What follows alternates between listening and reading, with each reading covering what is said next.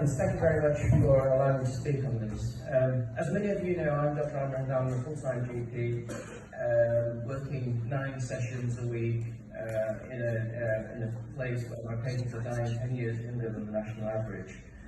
And I've been promoting full records access and understanding now for 18 years, since 2004, so I know a lot about how to do this. I know how to do this in a very deprived neighbourhood. I know where the opportunities are, but I also know where the risks are. This is not a free-for-all for everybody. This is not about just giving automatic access.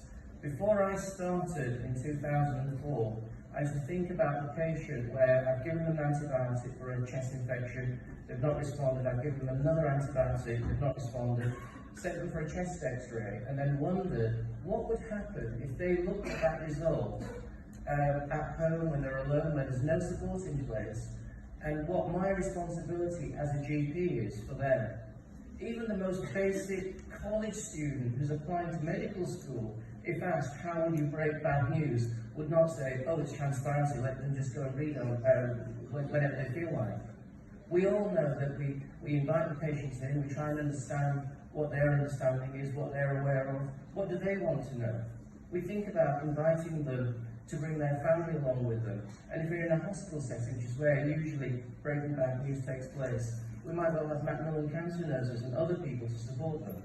And yet, for some reason, NHS England is insisting that patients should be allowed to be able to just see this information. Now, I'm not against the idea of people being able to see it, and I say I am a champion for this. 81% of my patient population, that's 12,500 patients, have got full access to the medical records. But let me be clear, before I started giving anybody access to their records, we went through a shared decision-making process. We talked about the benefits, but we talked about things like, how would you react if you saw something that was shocking or upsetting and you couldn't speak to a doctor or a nurse immediately?